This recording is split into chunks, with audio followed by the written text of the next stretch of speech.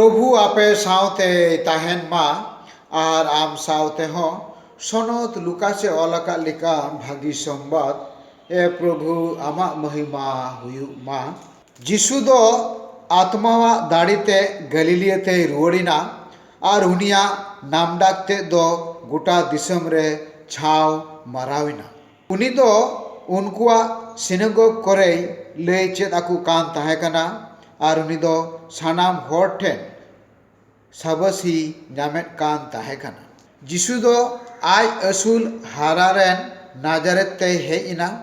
और आया चलिलिका जिरो महा हिलो सिनेगोग रे बोलो काते पढ़ाव लगित ए तिंगुइना उनको दो इसायास नबिया पुथी को चाला दिया पुथी उठा के खान उकाठेन नुआ ओलाकान ताहेकान उनाय नाम किदा प्रभुरेन आत्मा दो इंजरे मिनाया एंते ए ओजो आकादिन्या उनी दोय कुल आकादिन्या जेमन रेंगे ओड़े को भागी संबाती जहिराकु कैदी को दो चाडाव रिया इन लय साडियाकु और काड़ा को दो नावा नेनेल रिया गी तेन आकान को दोकुइन आड़ा सधीन काकु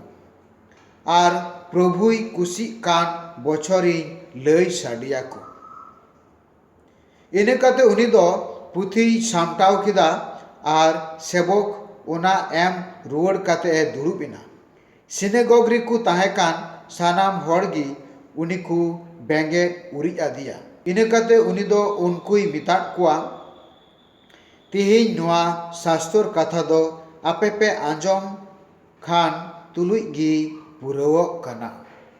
नुआ गी आबु लगी प्रभु जीशु ख्रिस्टा भागी संबाद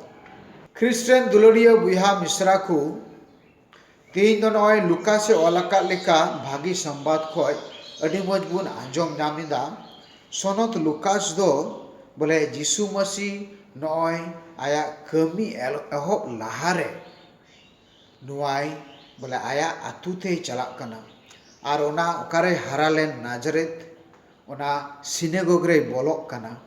और सिनेगोग रे बोलो कते बोले इटा हड़ को लका नुई हो ओना बिनतिले सेलेदोक कना और नोडे बुन नेलदा ओकाटा नमूना कना नमूना दो नियगी जे नुआ अरिचली खातिर ते नुई सिनेगोग के सेना कना ओकारे बिनती रिना ठाव कान और ओंडे नुई दो इसायास नबिया पुथी को इमाय कना और नुई दो नय बोले ओनाय पढ़ाव नाम किदा चेरे पढ़ाव नाम किदा प्रभुरेन आत्मा दो इंजरे मिनाया तबे जीसु ओना आया मोचाते आबुई लयाबुन कना जे नुआ कथा तीन रे आपे पे आंजोम किदा ओना दो सरीना एंते इन कान गिये प्रभुरेन आत्मा दो इंजरे मिनाया आरो बुन नेला एंते ओजो आकादिन्या तबे बुन नेलदा जीसु जे आया ओकाटा कमी कान ताया ताले प्रभुरेन आत्मा इंजरे मिनाया एंते उनी दो ओजो आकादिन्या तबे नुआ सानाम कथा जीसुआ मोजा खय बन आंजोमिदा उनी दोय कुल आकादिन्या जेमन रेंगे ओड़े को भागी संबाती जहिराकु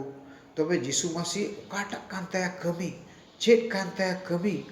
आरे मेंदा काणा को दो जेमन को नेल नाम खुरदा को दो जेमन को ताड़ाम दाड़िया रुआ हासु को दो जेमन को बिसु तबे जीसु मसीह आया ओकाटा कमी कान ताया नुआ तिहिन ओने इसायास नबिया पुथी खय पढ़ाव कते मेनिदाय आपे जखन गी नुआ पे आंजोम किदा उन रिगी नुआ कथा सरीना आदो नोडे सरीगी आबो बुन नेला जे आबु लगी शिखावना दो नियगी चेद आम आर इन जीसु लकालांग लय दाड़िया जे इन दो हड़ भागी लगी इन कमिया इन दो हड़ रुआ हासु रे गड़ो कोआ इन दो ईश्वर आत्मा इन रे मिना तबे नुआ को साना हुदिस बोले आबु ठे दो निवता कना जीसु आम इन आबु सानाम कोई निवतायत बना बोले जीसु लगी कमी और जीसुआ डहार ते हड़ को अगु को